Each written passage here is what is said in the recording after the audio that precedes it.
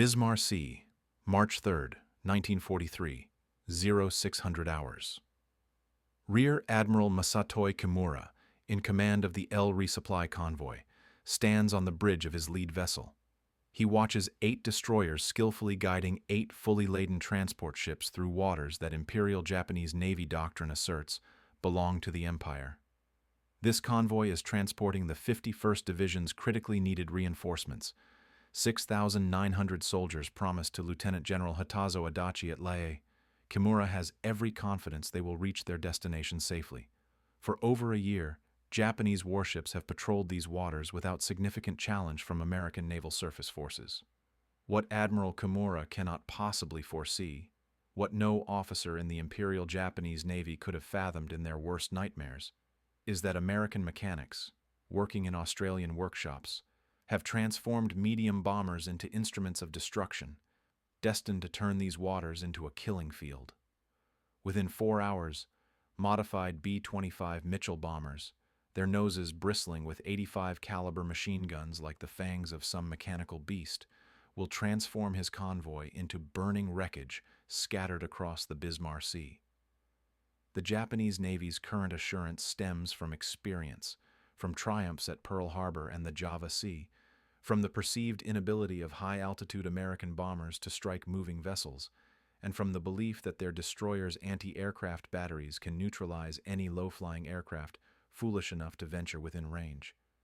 Captain Tamichihara, commanding the destroyer Shigar, has traversed these routes between Rabaul and Lae numerous times. He is acutely aware that the Americans have attempted every conceivable tactic to interdict Japanese convoys, including high-altitude bombing from B-17 flying fortresses, which rarely achieved significant impact, torpedo assaults demanding long, straight approaches that rendered the attacking aircraft vulnerable targets, and medium-altitude bombing, which afforded ships ample opportunity to maneuver clear of descending ordnance.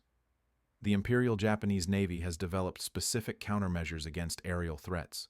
These include rapid evasive maneuvers, concentrated anti-aircraft volleys from multiple vessels, and fighter cover provided by the 11th Air Fleet, stationed at Rabaul. These defenses have proven sufficiently effective that Admiral Ginkgo Makawa sanctioned this convoy's departure, fully aware it would be detected by the Americans.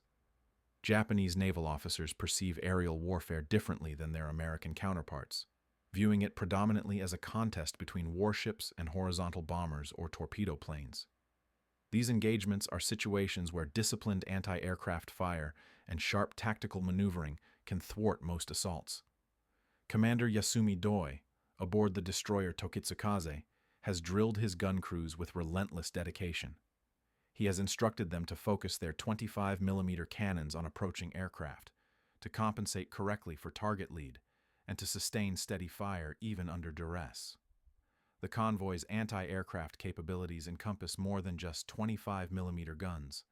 They include dozens of 13mm machine guns and the 5-inch dual-purpose cannons mounted on the destroyers, collectively forming what Japanese doctrine terms an umbrella of steel over the ships. These defenses have demonstrated efficacy against conventional assaults, having successfully downed or driven off American bombers on numerous occasions, fostering a sense of security among the Japanese that they can repel any Allied offensive. The transport vessels themselves carry more than just soldiers. Their holds are packed with vital materiel including ammunition, medical provisions, food, and equipment, all urgently required by Japanese forces at Lae to maintain their foothold in New Guinea. The largest transport, the Kembu Maru, displaces over 6,000 tons, and carries an entire regiment of the 51st Division. These soldiers have been awaiting suitable weather conditions at Rabaul for weeks, enabling the convoy's departure. Each transport has been meticulously loaded to maximize troop capacity while still accommodating essential supplies.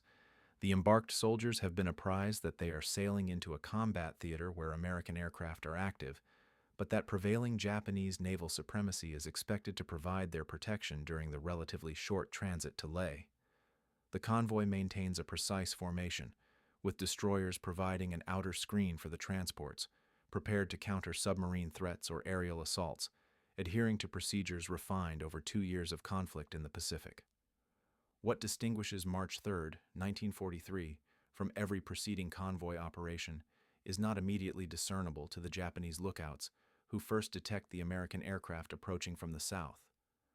Lieutenant Commander Aida, aboard the destroyer Asakumo, reports multiple contacts at medium altitude, appearing to be a standard American bombing formation of B-17s and B-25s, approaching at approximately 7,000 feet.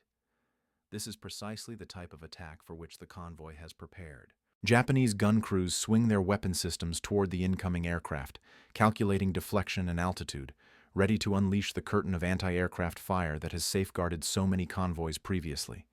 However, they have not yet spotted the other aircraft, which are approaching at wave-top altitude. These are B-25 Mitchells, modified in ways the Japanese could never anticipate. The conversion of B-25 Mitchell bombers into strafing gunships represents one of the most significant tactical innovations of the Pacific War. Born from frustration with the ineffectiveness of conventional bombing against ships, Major Paul Irvin Gunn, known affectionately as Pappy, a former naval aviator now an officer in the Army Air Forces, understood the near impossibility of hitting moving ships from high altitudes. He also recognized that torpedo attacks required specialized training and equipment that the Army Air Forces in the Southwest Pacific did not possess. Collaborating with Jack Fox, a field representative for North American aviation at Eagle Farm Airfield near Brisbane, Australia, Gunn began the process of installing additional 50-caliber machine guns into the noses of B-25 bombers.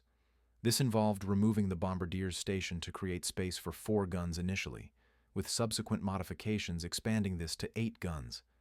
The endeavor necessitated extensive reinforcement of the aircraft's nose structure, augmented ammunition storage, and careful weight distribution to maintain aerodynamic balance, challenges that Gunn and his mechanics overcame through iterative refinement. The 50-caliber machine guns selected for these modifications fired the M8 armor-piercing incendiary round, a 619-grain projectile traveling at 2,910 feet per second. This round possessed the capability to penetrate the deck armor of destroyers and ignite fires with its incendiary component. Each gun had a cyclic rate of 850 rounds per minute.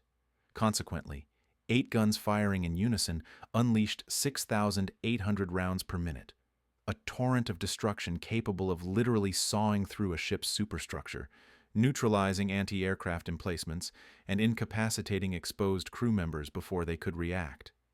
The psychological impact of facing such weaponry proved as devastating as its physical destruction. Survivors of these attacks would later recount the sheer terror of witnessing a B-25's nose ignite with muzzle flashes, knowing that hundreds of armor-piercing projectiles were about to tear through their vessel. The development of skip bombing tactics perfectly complemented the Strafer modifications, enabling B-25s to engage ships at mast height while delivering bombs with exceptional accuracy. Major William Benn of the 43rd Bombardment Group had pioneered this technique using B-17s, discovering that bombs dropped from 200 to 250 feet above the water would skip like stones, impacting the sides of ships or detonating close enough to inflict critical damage. This maneuver demanded precise timing and extraordinary bravery, as pilots had to fly straight and level toward their targets at low altitude, making themselves prime targets for anti-aircraft fire. However, the accuracy achieved was revolutionary compared to high-altitude bombing.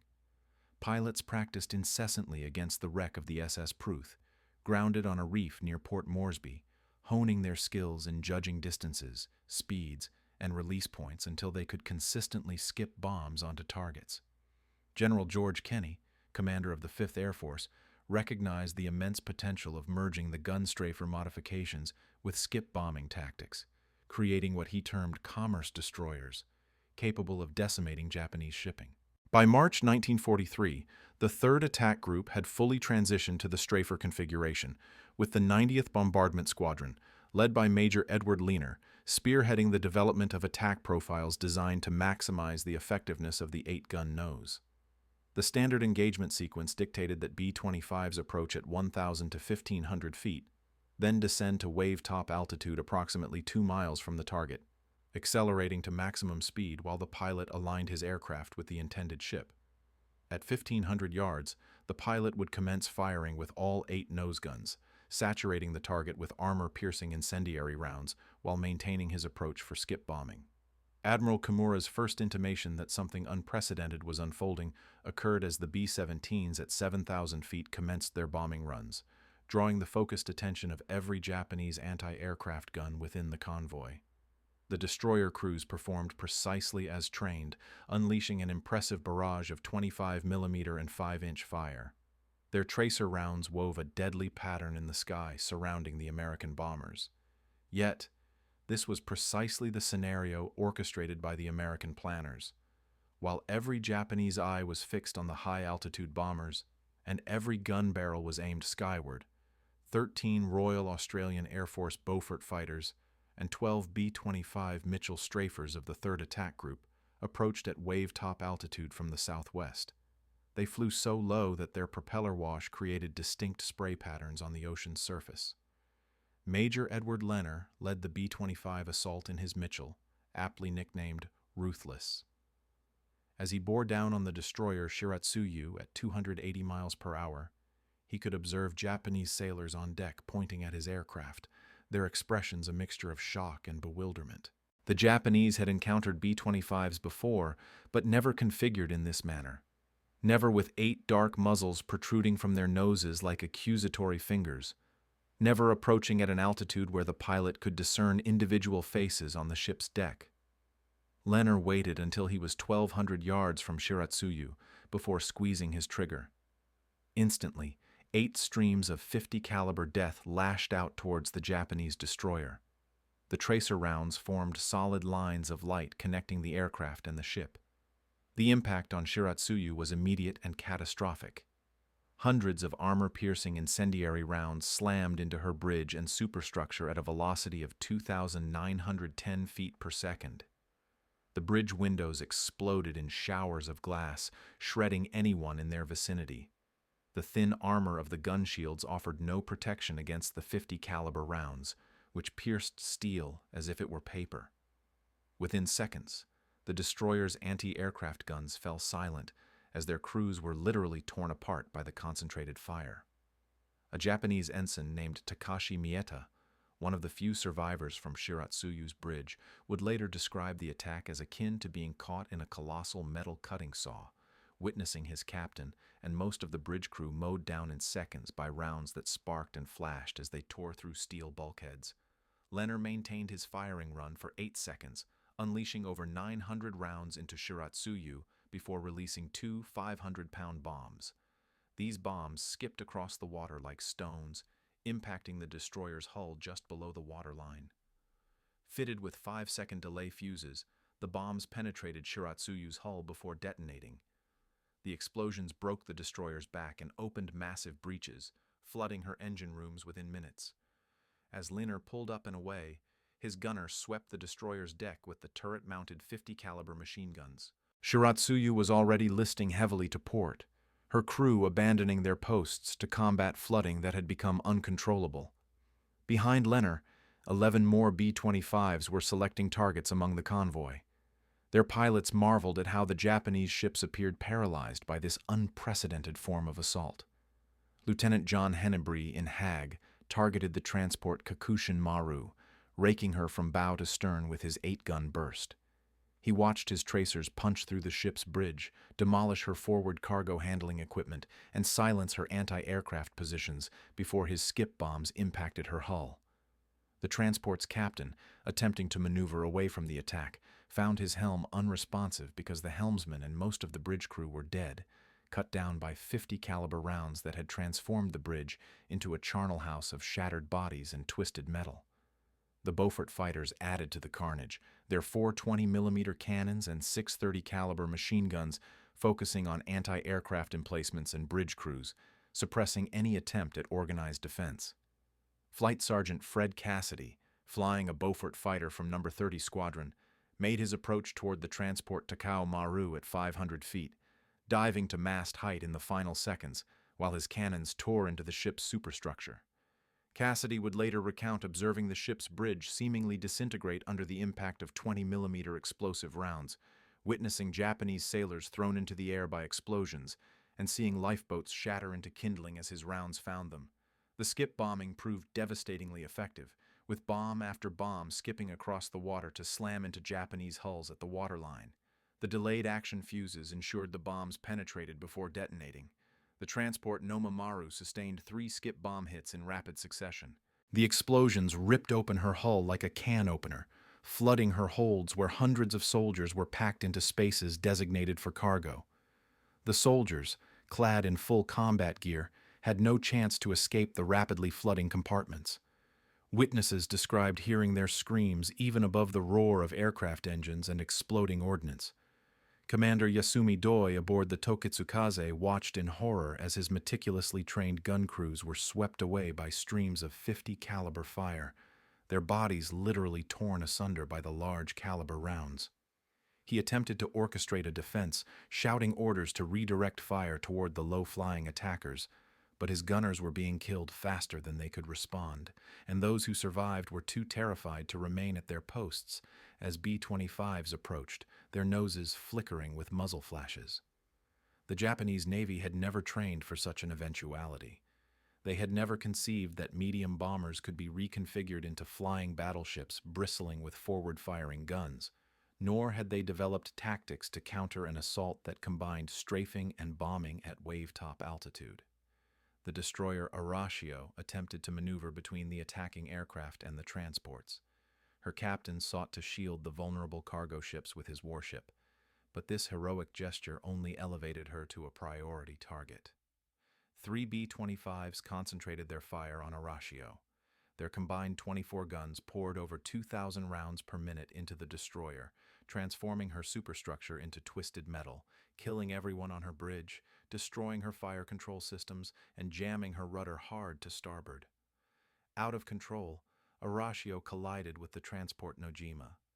Both vessels locked together as fires spread between them, their crews unable to separate the wrecks or effectively combat the inferno. Admiral Kimura, observing from his flagship as his convoy disintegrated around him, struggled to comprehend the unfolding events. The assault was unlike anything in Japanese naval experience or doctrine. The Americans were not adhering to any recognized attack pattern. They were not executing torpedo runs that could be evaded, nor were they dropping bombs from altitudes that could be dodged. Instead, they were closing in at point-blank range with automatic weapons, transforming his ships into charnel houses. He ordered evasive maneuvers, but the B-25s were too swift and too numerous, appearing to attack from every direction simultaneously. Their 8-gun noses spat death at any vessel attempting to maintain formation. The transport Ogowa Maru became a particular focus of the attack when her captain made the fatal error of turning to present her broadside to the approaching B-25s, offering them a perfect target. Lieutenant Donald McCullough in Sleepy Time Gal approached from the beam, opening fire at 1,500 yards. His 8 guns unleashed a torrent of armor-piercing incendiary rounds into Ogowa Maru's hull at the waterline. The rounds penetrated the ship's side, igniting fires in her cargo holds, which contained ammunition and fuel, triggering secondary explosions that blew out entire sections of her hull. McCullough's skip bombs completed the destruction initiated by his guns, breaking Ogowa Maru in half. The ship sank so rapidly that most of her 1,500 embarked soldiers had no chance of escape. The assault lasted a mere 15 minutes. Yet, in that brief interval, the meticulously organized convoy devolved into a scattered collection of burning, sinking wrecks. The destroyer Asagumo, attempting to rescue survivors from the water, was herself attacked by 2 B-25s, whose guns swept her decks clear of personnel before skip bombs tore holes in her hull below the waterline. Japanese sailors adrift in the water, believing themselves safe from further attack, watched in terror as B-25s executed strafing runs on lifeboats and swimmers. The American pilots were adhering to orders to prevent any Japanese reinforcements from reaching New Guinea.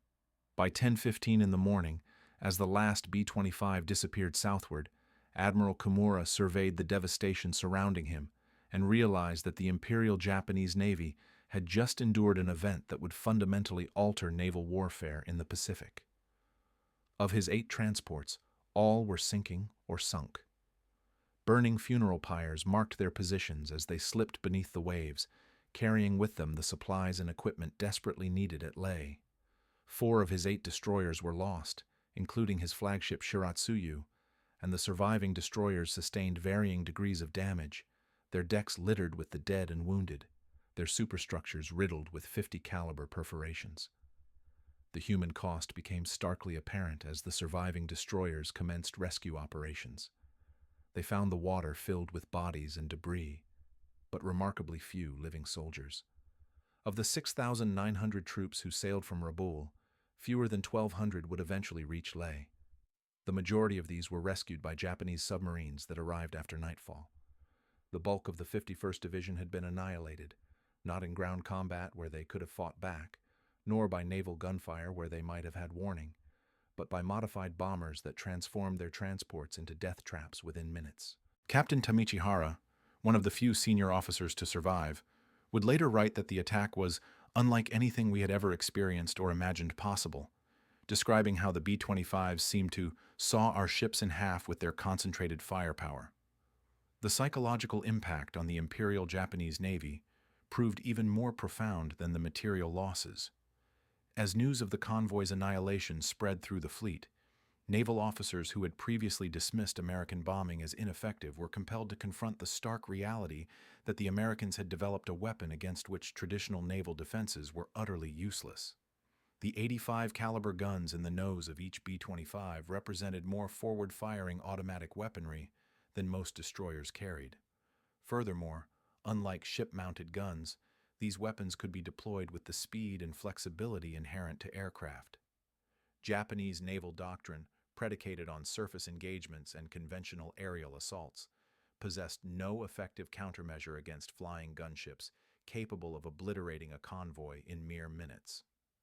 Admiral Isoroku Yamamoto, Commander-in-Chief of the Combined Fleet, received the report of the Bismarck Sea disaster with visible consternation. He understood immediately that Japan could no longer risk deploying surface vessels in waters within the operational range of American aircraft.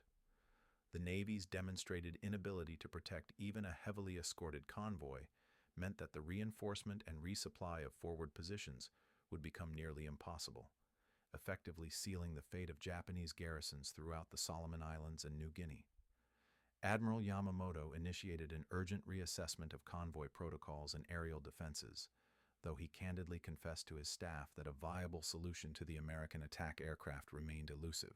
The transformation of the B-25 Mitchell bomber from a standard medium bomber into a formidable gunship epitomized American mechanical ingenuity, stemming not from pre-war theories or strategic planning, but from the pragmatic demands of active combat. Resourceful airmen, operating under challenging conditions with limited means, engineered a weapon that proved more lethal to maritime targets than specialized assault aircraft, showcasing the American aptitude for innovation and adaptation. This enhancement, featuring an 8-gun nose armament, became a standard feature on later production B-25J models, with North American Aviation integrating these battlefield modifications into their factory assembly lines, producing aircraft capable of deploying up to 18 forward-firing 50 caliber machine guns. Following the decisive victory at the Battle of the Bismarck Sea, these B-25 gunships proliferated across the Southwest Pacific Theater, appearing wherever Japanese naval and merchant vessels attempted to operate. The 345th Bombardment Group, affectionately known as the Air Apaches, received their B-25 gunships in August of 1943 and promptly commenced a relentless campaign against Japanese coastal shipping around New Guinea. Their aircraft, adorned with distinctive shark mouths, became a harbinger of doom for Japanese sailors. Concurrently, the 38th Bombardment Group reconfigured their fleet to operate as gunships and pioneered novel attack strategies targeting harbors and anchorages, including nocturnal assaults facilitated by radar to pinpoint targets in absolute darkness.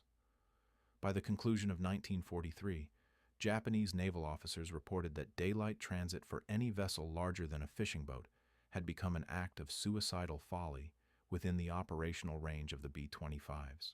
The ramifications for Japanese logistics were devastating, compelling the Navy to increasingly rely on submarines and swift destroyers making nighttime runs to supply forward garrisons.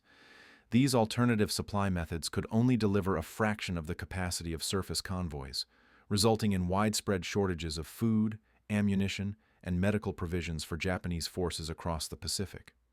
The garrison at Leh, which the convoy of March 3rd was intended to resupply, never received adequate provisions and was ultimately evacuated in September of 1943. The soldiers were forced to undertake a grueling march through jungles and mountains, suffering immense losses from starvation and disease. Japanese efforts to counter the B-25 gunships proved largely futile, as the aircraft's speed and overwhelming firepower rendered them exceptionally difficult targets for enemy fighters. Although their low-altitude assaults mitigated the effectiveness of heavy anti-aircraft emplacements, the Japanese resorted to desperate tactics, including ramming attacks by fighters attempting to collide with B-25s. Yet, these desperate measures failed to stem the relentless attrition of Japanese maritime assets. By mid-1944, the Japanese merchant marine had sustained losses exceeding 60% of its tonnage, a significant portion attributable to B-25 gunships and skip bombing attacks that reduced cargo vessels and transports to infernos within minutes. The B-25 gunships continued their destructive work throughout 1944, expanding their targets to include Japanese airfields, where their formidable 8-gun nose configurations proved equally devastating against aircraft parked on the ground. The raids on Wewak on August 17 and 21, 1943, underscored this versatility, with B-25 gunships annihilating over 170 Japanese aircraft in a series of low-level assaults that left the Japanese Fourth Air Army virtually incapacitated. Japanese aviators recounted the sheer terror of witnessing B-25's approach at treetop altitude, their nose guns obliterating everything in their path, transforming carefully dispersed aircraft into burning wreckage before the bombs delivered the final blow. During the engagement at Biak in May and June of 1944, B-25 gunships once again demonstrated their critical importance against Japanese naval forces attempting to reinforce the island. On June 8, 1944, 10 B-25s belonging to the 17th Reconnaissance Squadron engaged a flotilla of Japanese destroyers. Their 8-gun noses riddled the destroyer Harrison with armor-piercing incendiary rounds before skip bombs sent her to the seabed. This attack forced the Japanese to abandon their reinforcement efforts, leaving the Biak garrison to face the onslaught without support. This served as another salient example of how B-25 gunships could profoundly influence entire campaigns by denying the enemy freedom of movement at sea. The crews piloting these modified B-25s cultivated a unique operational culture and tradition, adorning their aircraft with elaborate nose art and bestowing upon them names such as Dirty Dora, Pluto, and Hell's Angel, reflecting their aggressive combat roles. These airmen recognized they were operating a distinct type of war machine, one that combined the operational range and ordnance capacity of a bomber with a firepower arsenal exceeding that of most fighter aircraft. They took immense pride in their proficiency at destroying shipping targets that conventional bombers were ill-equipped to engage. They understood that each Japanese vessel they sank directly contributed to diminishing the flow of supplies and reinforcements reaching enemy outposts. Japanese soldiers and sailors who survived encounters with B-25 gunships bore psychological scars that adversely impacted their performance in subsequent operations. Lieutenant Hiroshi Yamamoto, a survivor from the transport Kaikusi Maru, described recurring nightmares about the American aircraft, referring to their 8 guns as eyes of death. Commander Toshio Abe, who witnessed the massacre at the Bismarck Sea from a rescue destroyer, reported that his crew became paralyzed with fear whenever aircraft engines were heard, acutely aware that B-25 gunships could materialize at any moment. The pronounced effectiveness of the B-25 gunship compelled fundamental shifts in Japanese strategic planning, as commanders were forced to assume that any daylight movement would inevitably be detected and attacked.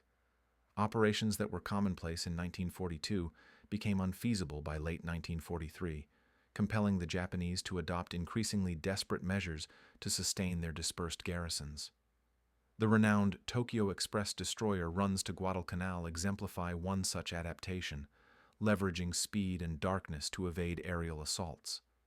However, even these high-speed operations sustained losses when B-25 gunships equipped with radar commenced nocturnal hunting missions.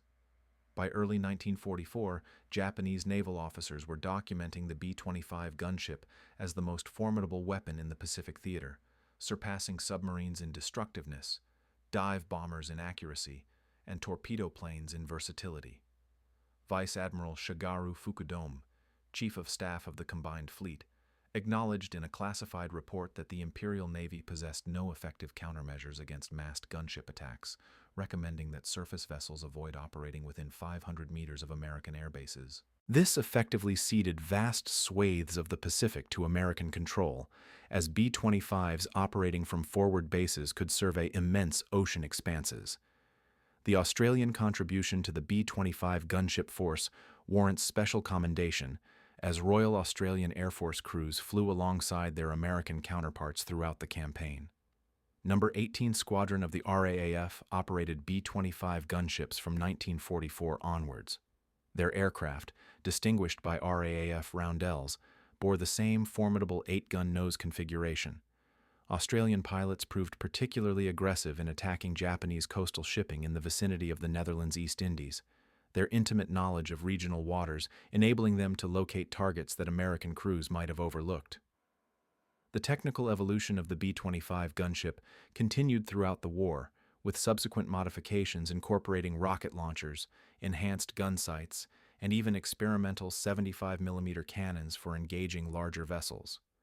The B-25J-22, representing the ultimate gunship variant, featured 8 nose guns, supplemented by package guns on the fuselage sides, 2 in the top turret, 2 in waist positions, and 2 in the tail, totaling an impressive 1850 caliber machine guns capable of delivering devastating firepower from multiple vectors. These late-war variants functioned as airborne fortresses, capable of decimating entire convoys single-handedly. German and Italian military observers, upon learning of American gunship tactics through intelligence reports, expressed astonishment at the concept of converting medium bombers into dedicated gunships. The Luftwaffe attempted similar modifications with their Junkers Ju-88 aircraft, installing forward-firing cannons for anti-shipping roles, but never achieved the concentrated firepower of the B-25's 8-gun nose. Italian forces in the Mediterranean employed analogous skip bombing techniques with their SM-1079 torpedo bombers, but lacked the forward-firing ordnance necessary to suppress anti-aircraft defenses as effectively as the B-25 gunships. The impact of the B-25 gunship extended beyond its immediate tactical successes, influencing post-war aircraft design and military doctrine. The concept of a heavily armed gunship proved so effective that it directly led to the development of aircraft such as the AC-47 Spooky and AC-130 Spectre gunships, employed in Vietnam and subsequent conflicts. The integration of massive forward-firing firepower into aircraft originally designed for other purposes became a standard American military practice, traceable directly to the Pappy gun modifications executed in Australia. Japanese military historians, writing after the war, acknowledged the B-25 gunship as one of the most significant tactical innovations of the Pacific War, comparable in impact to radar or code breaking. Professor Masanori of the National Defense Academy of Japan wrote that the gunship bomber destroyed not only our ships, but our entire conception of naval warfare, compelling Japan to abandon offensive operations earlier than would otherwise have been necessary. The inability to shield shipping from gunship attacks accelerated Japan's defeat by preventing the concentration of forces for counteroffensives. The accounts of individual B-25 gunship attacks became legendary within the units that flew them, passed down from veteran crews to replacements as examples of the aircraft's capabilities. The attack on Simpson Harbor at Rabaul on November 2, 1943, saw 72 B-25 gunships sweep across the anchorage at mast height, their guns obliterating or damaging dozens of vessels, while skip bombs sank larger ships moored there. Japanese witnesses described the harbor transforming into a cauldron of burning oil and exploding ordnance in under 10 minutes, with rescue efforts rendered impossible due to continuous strafing of anyone venturing onto the docks. The modification process itself grew increasingly sophisticated as mechanics gained experience with the B-25's structural integrity and operational potential. By late 1943, field modification centers could convert a standard B-25 into a gunship configuration in less than a week, efficiently installing the 8-gun nose armament, supplementary ammunition storage, and reinforced mounting points. The ammunition feed systems were refined to prevent malfunctions during aggressive maneuvers, and gun harmonization was perfected to concentrate fire at optimal ranges. Trigger mechanisms were modified to allow pilots to fire individual guns or all 8 simultaneously. The skip bombing technique also evolved as pilots acquired experience attacking various vessel types under differing conditions. Pilots learned that approaching at a slight angle rather than a direct beam made it more difficult for anti-aircraft gunners to track them, while still enabling accurate bomb delivery. They discovered that releasing bombs at precisely 60 feet altitude and 340 yards from the target produced optimal skip patterns, with the bombs bouncing once or twice before impacting the waterline. Delayed action fuses were adjusted based on target type, employing 4-second delays for thinly armored transports and 6-second delays for heavily armored warships. The Japanese Navy's attempts to adapt to the gunship threat included desperate measures, such as mounting additional light anti-aircraft guns on every available surface. However, these augmentations proved insufficient against the sheer volume of fire from 8 synchronized 50-caliber machine guns. Some Japanese captains resorted to radical evasive maneuvers, including halting completely or reversing course abruptly. Yet, the B-25's speed and maneuverability allowed pilots to swiftly adjust their aim. The installation of radar-directed anti-aircraft guns on select Japanese vessels provided a marginal improvement. But by the time these systems were deployed, American air superiority was so pronounced that most attacks involved overwhelming numerical force. The maintenance crews supporting B-25 gunship operations deserve recognition for ensuring these heavily modified aircraft remained operational under rudimentary conditions. The 8 nose guns required constant attention to prevent corrosion in the humid Pacific environment. Ammunition feeds needed cleaning and adjustment after every sortie, and the stresses of low-altitude operations led to increased wear on engines and airframes. Crew chiefs toiled through tropical nights to prepare aircraft for dawn missions, acutely aware that mechanical failure during a low-level assault would almost certainly result in the aircrew's demise. The intelligence network underpinning gunship operations proved equally vital, with coast watchers, submarine patrols, and code-breaking efforts providing crucial information on Japanese ship movements. B-25 squadrons frequently received targeting intelligence mere hours before a mission, enabling them to intercept Japanese vessels at their most vulnerable junctures. The capacity to engage targets of opportunity, facilitated by the B-25's range and firepower, meant that no Japanese vessel could feel secure anywhere within 500 meters of an American airfield. The human cost of gunship operations on American crews cannot be overlooked, as low-altitude attacks against heavily defended targets resulted in significant casualties. The 3rd Attack Group alone lost over 40 B-25s during the war, the majority shot down during strafing runs when they were most susceptible to ground fire. The psychological strain of flying directly into enemy gun emplacements, maintaining stable flight under fire, and executing pull-ups at the last possible moment to avert collisions took a heavy toll on pilots and crews. Many veteran pilots developed nervous conditions that necessitated their removal from combat duty, their limits reached after enduring too many missions while watching tracer rounds converging on their aircraft. The B-25 gunship's success influenced American tactical doctrine across all branches of the military, demonstrating that innovative field modifications could sometimes prove more effective than purpose-built weaponry. The willingness of commanders like General Kenny to endorse unconventional solutions, even when they deviated from established doctrine, proved pivotal to American triumph in the Pacific. The gunship program exemplified how empowering creative individuals, such as Pappy Gunn, with the necessary resources and autonomy for experimentation, could yield revolutionary outcomes that fundamentally reshaped the nature of warfare. Japanese survivors of gunship assaults frequently expressed a particular horror at the impersonal nature of the weapon, describing how the 8-gun nose transformed killing into an industrial process. Unlike dive bombing or torpedo attacks where individual skill played a significant role, the B-25 gunship simply oriented its nose towards a target and unleashed a torrent of destruction, obliterating everything in its path. One Japanese officer likened it to being attacked by a flying machine gun nest, impossible to suppress, impossible to evade, arriving without warning to turn ships into charnel houses in mere seconds. The final refinement of B-25 gunship tactics occurred in 1945 as crews prepared for the invasion of Japan, developing techniques for attacking suicide boats, coastal defenses, and industrial installations. The 8-gun nose proved equally effective against land targets, reducing railway locomotives to scrap metal, destroying radar sites, and suppressing anti-aircraft positions during larger bombing raids. Plans were drafted for extensive gunship sweeps across Japanese harbors and anchorages, designed to decimate the remnants of the Imperial Navy prior to the arrival of invasion forces.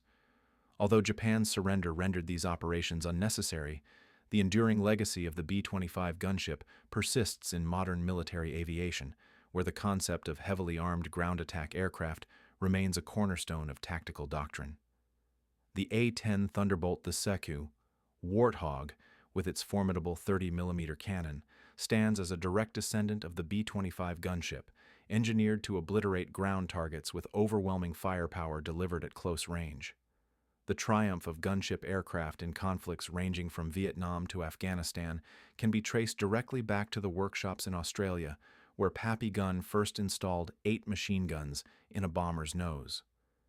Veterans of B-25 gunship units continue to hold reunions decades after the war, sharing recollections of missions that seemed suicidal at the time, but proved devastatingly effective. They recall the pervasive scent of cordite filling the cockpit as all 8 guns discharged simultaneously, the vibrations that shook the entire airframe, and the sight of Japanese vessels disintegrating under their relentless barrage. These men understood that they flew a unique instrument in the annals of aerial combat, an improvised weapon that proved more effective than any deliberately designed apparatus, standing as a testament to American ingenuity and adaptability. Post-war analyses by the Japanese military identified the B-25 gunship as one of 3 innovations, alongside radar and code breaking, that sealed the fate of their empire. The inability to safeguard shipping from gunship assaults meant that Japan's island empire could not be sustained, as garrisons languished from a lack of provisions while reinforcements never arrived. Admiral Somu Toyota, the final commander-in-chief of the combined fleet, succinctly stated that the 8-gun B-25 annihilated our capacity for maritime movement, a capability that Japan, as an island nation, could not afford to lose. The technical specifications of the B-25 gunship have become legendary among aviation enthusiasts, who marvel at the audacity of equipping an aircraft not designed for such a purpose with 850 caliber machine guns. Each gun weighs 64 pounds, fires 850 rounds per minute, and necessitates intricate ammunition feed systems to sustain continuous fire. The collective weight of the 8 guns, exceeding 500 pounds excluding ammunition, demanded careful weight distribution to maintain the aircraft's center of gravity. The ammunition load of 400 rounds per gun, totaling 3,200 rounds, provided approximately 30 seconds of sustained fire, though pilots rarely engaged for longer than 8 seconds at a time. The B-25 gunship represents more than a mere successful weapons system. It embodies the American approach to warfare during World War II, integrating technological innovation, tactical flexibility, and aggressive execution. Where other nations might have spent years developing dedicated gunship aircraft, Americans modified existing bombers in field workshops, tested them in combat, and refined them based on practical experience. The disposition to experiment, embrace calculated risks, and place confidence in the judgment of combat personnel over distant strategists proved instrumental to Allied victory in the Pacific. As the war drew to a close, B-25 gunship crews were among the most decorated in the Army Air Forces, their missions having directly contributed to the isolation and eventual defeat of Japanese forces across the Pacific. The Presidential Unit citations, Distinguished Flying Crosses, and Silver Stars awarded to gunship crews attested to the extreme peril and exceptional efficacy of their operations. These decorations, however, could not fully encapsulate the profound impact of their service, the sight of 8 streams of tracer fire reaching out to obliterate enemy vessels, turning the tide of battle within 15 minutes over the Bismarck Sea. The final B-25 gunship mission of World War II occurred on August 14, 1945, the very day Japan announced its surrender.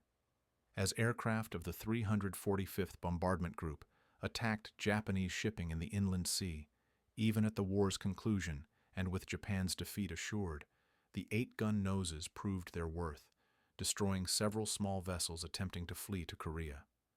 The crews returned to find the war over, their unique weapon no longer required, though the concept they validated would influence military aviation for generations to come.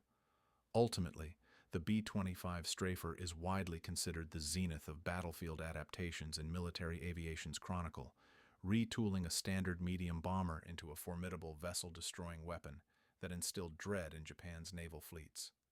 Beginning with the initial trials conducted by Pappy Gunn at Eagle Farm, all the way to the extensively manufactured B-25J-22, equipped with 18 cannons, the Strafer initiative vividly illustrates how necessity-driven ingenuity can surpass the boundaries of conventional strategic planning.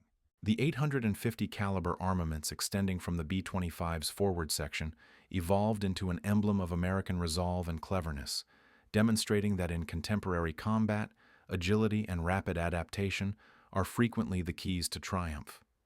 The narrative of Japan's confrontation with the B-25 Strafer is, in essence, a tale of technological astonishment and strategic upheaval, where established notions of aerial combat were obliterated in mere moments above the Bismarck Sea. The Imperial Japanese Navy, a proud inheritor of samurai ethos and victor of Tsushima, found itself vulnerable to craftsmen from Texas and aviators from Kansas who transformed bombers into airborne behemoths. The 8-gun muzzle that Admiral Kimura observed approaching his fleet on the 3rd of March 1943 signified more than just a novel armament system. It heralded a new era of conflict, an era where pioneering spirit overshadowed established customs and where a limited number of refitted aircraft could cripple an empire's capacity for self-preservation.